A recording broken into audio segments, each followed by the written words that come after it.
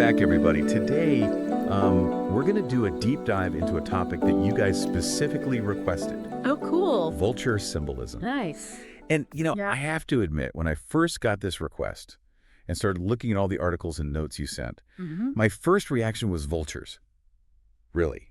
Right. But the more I dug into it, the more fascinated I became. It's interesting, isn't it? So get ready to uncover some really surprising facts and some really unexpected perspectives, because we're about to discover how powerful and how multifaceted these often overlooked creatures really are. It is interesting how vultures have this almost universal reputation Yeah. as harbingers of death. Yeah. It's like they're stuck with this one-dimensional image, and people rarely look beyond that initial perception. That's so true. And in fact, one of the articles you sent even mentioned how vultures are often depicted in media as these sinister, almost evil creatures lurking in the shadows. But you know what really caught my eye? That quote you highlighted about vultures being able to smell a dead organism from trillions of miles away. Right.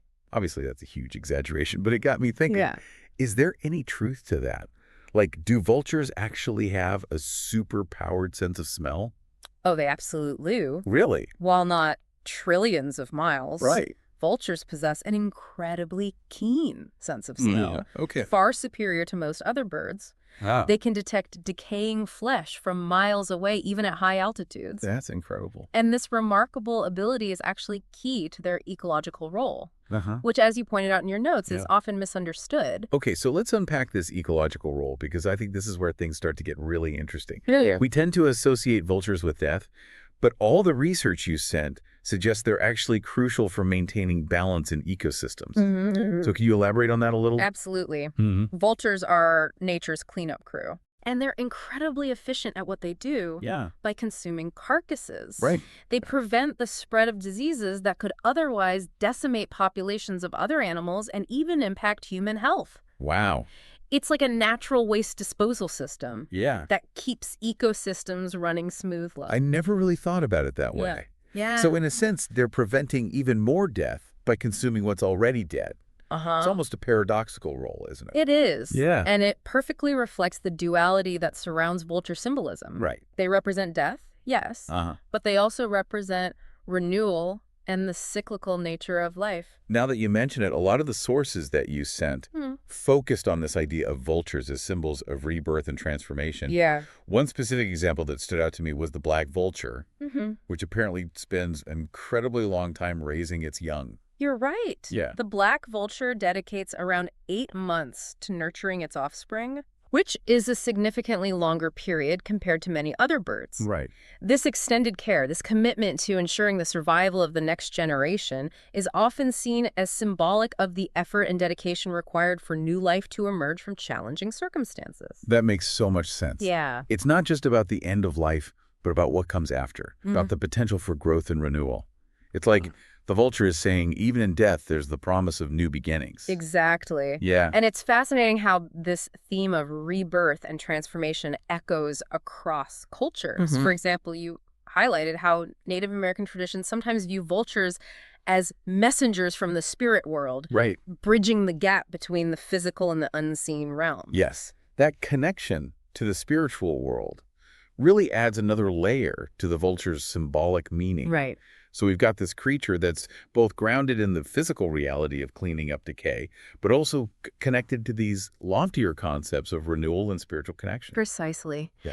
And what's interesting? What? There's another aspect of vulture behavior that adds to this symbolic complexity. Okay. Their patience and tolerance. Okay. Particularly when it comes to feeding. You mean they don't just dive in and fight over the carcass like a pack of wild dogs or something? Not exactly. In fact, one of the sources you sent mentioned a quote that I think perfectly captures this aspect. Okay. Vultures teach us tolerance and patience because they do not directly feed on the prey first. They feed the eagle on the prey, and the vulture waits for his feeding time. Wait, so they actually let other predators eat first? Yeah. Why would they do that? Well, it has to do with their place in the natural hierarchy. Okay. Larger predators, like eagles, often make the initial kill. Right. And vultures, with their keen sense of smell, are often drawn to the scene afterwards. They've adapted to wait their turn, understanding that there's enough for everyone. So they're demonstrating a kind of natural order, a respect for the process. That's a pretty powerful lesson in patience and understanding one's place in the grand scheme of things. It is. Yeah. And it speaks to the idea that sometimes the most unexpected sources can offer profound insights into how we navigate the complexities of life. Okay, so we've talked about how vultures are nature's cleanup crew. Right. How they symbolize rebirth and transformation, and how their behavior reflects patience and understanding. Mm-hmm. But I'm curious, do all cultures view vultures in this same way? That's a great question. And the answer, as you might suspect, is no. Yeah. The beauty of exploring symbolism is discovering how different cultures interpret the same object or creature in wildly different ways. Oh, I bet this is where things get really fascinating. Yeah. So let's embark on a global tour of vulture symbolism. Where should we start? Let's begin with a perspective that might be familiar to you. Okay. The view presented in the Bible. You highlighted in your notes how the Bible primarily associates vultures with uncleanliness and bad luck. Yes. Whenever vultures were mentioned, it was in a negative light. Exactly. They were forbidden as food, Right. and often depicted as harbingers of doom. They were often seen as creatures that thrived on decay and misfortune, reflecting a sense of impurity and a warning of impending negativity. So not exactly the most positive image. Right. But what about other belief systems? Do any cultures see vultures in a more positive light? Absolutely. In fact, one of the most striking contrasts to the biblical view comes from ancient Egypt. Oh, yeah. I remember reading that and thinking, wait, what? Divine vultures? Seriously? Yeah. Tell me more about that, because I'm still trying to wrap my head around it. Well, prepare to be amazed, because in ancient Egypt, vultures weren't just tolerated. Uh-huh. They were revered. Mm. They were closely associated with motherhood protection and were even considered divine creatures. Hold on, divine. Yes. The bird that feasts on dead animals? That's a complete 180 from the biblical interpretation. I know. How did the Egyptians come to view vultures in such a positive way? It has to do with their observations of vulture behavior, particularly the motherly instincts of certain species. Correct. The Egyptians noticed how female vultures were fiercely protective of their young, nurturing and defending them with unwavering dedication. So they saw the vulture as a symbol of maternal strength and protection rather than just a scavenger. Exactly. Wow. They even had a goddess Nekhbet. Okay. It was often depicted as a vulture, symbolizing her role as a protector deity. That's incredible. It is. So we've gone from unclean harbingers of doom to divine protectors. Right. It seems like vultures really occupy this fascinating space in human understanding, embodying both light and shadow, life and death. You're absolutely right. Yeah. And it's this complexity, this ability to encompass seemingly opposite concepts that makes exploring vulture symbolism so captivating. Okay, so we've got the negative view from the Bible, the surprisingly positive view from ancient Egypt. What about other cultures? What about, say, Hinduism? How do they fit into this spectrum of interpretations? That's a great question, and I think you'll find the Hindu perspective particularly intriguing. Okay. They have a more nuanced view, embracing both the death and rebirth aspects of the vulture. I'm all ears. Tell me more. Well, in Hinduism, vultures are closely associated with goddesses, particularly Kali, who represents both creation and destruction. Right. This duality aligns perfectly with the vulture's own symbolic nature. Yeah. They're seen as agents of purification, consuming what's no longer needed and making way for renewal. That makes sense. It's like they're facilitating the natural cycle of life and death, clearing the path for new beginnings. Yeah. It's not just about decay. Right. It's about transformation. Exactly. And, you mentioned in your notes how some Native American cultures also hold a more nuanced view of vultures, right? Yes. I found it really interesting how their interpretations seem to vary depending on the specific tribe or region. In some cases, vultures were associated with danger or bad luck, echoing that biblical perspective we talked about earlier. Right. But in other traditions, they were revered as selfless creatures, playing a vital role in cleaning up the earth and acting as messengers between the physical and spiritual realms. That's right. And it speaks to the broader theme that we've been uncovering, that symbolism isn't always fixed or universal. It evolves and adapts based on cultural beliefs and experiences. It's like looking through different lenses, each one revealing a unique facet of the same object. Yeah. Okay, so we've covered a lot of ground geographically. We've got the Middle East, Egypt, India, the Americas. But before we wrap up the global tour of vulture symbolism, there's one more stop I'd like to make. Okay. Ancient Greece. You mentioned earlier that they had a particularly interesting take on vultures. Yeah. And I'm really curious to hear more about that. Yes, ancient Greece. Their mythology offers a perspective that's both fascinating and a bit, shall we say, intense. Okay. You probably remember the story of Prometheus from your research. Oh, right. Prometheus, the Titan who stole fire from the gods and gifted it to humanity. Yes. I have a feeling this is where the vulture comes in as a symbol of punishment. You got it.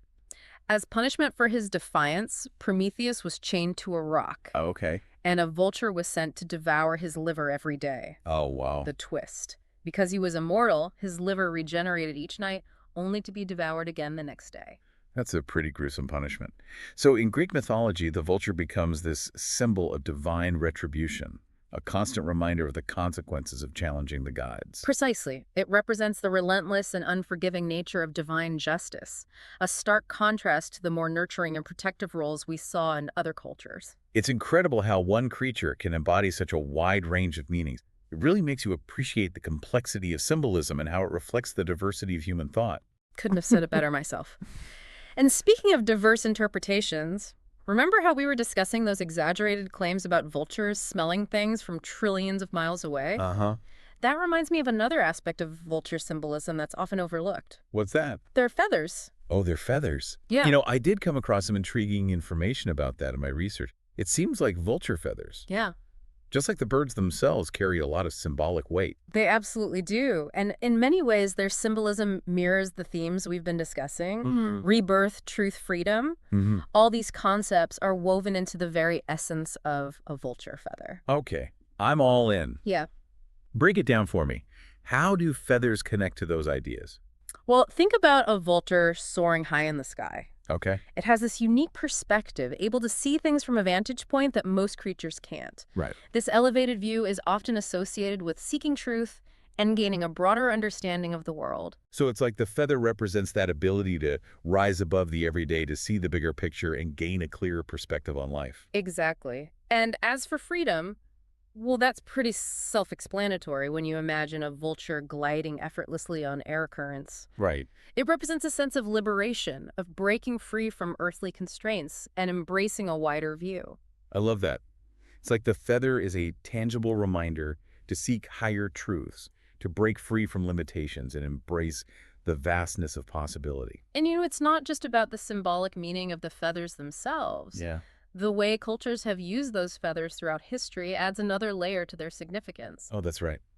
I did read about how some cultures used vulture feathers in rituals or as adornments. You know, any specific examples? Absolutely. In some Native American cultures, vulture feathers were considered sacred objects, often used in ceremonies to connect with the spirit world or to invoke protection and guidance. That makes sense given their association with messengers between realms. Exactly.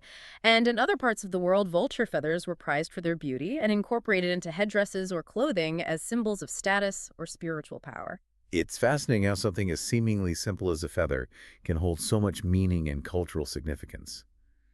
It really speaks to the power of nature to inspire and connect us to something larger than ourselves. Couldn't have said it better myself. And speaking of connecting to something larger than ourselves, have you ever wondered about the symbolism of vultures in dreams? Actually, yes. I remember reading in one of the articles that vultures in dreams can be pretty intense. It mentioned something about them representing forgiveness and letting go of the past. But honestly, the whole concept seemed a bit mysterious to me.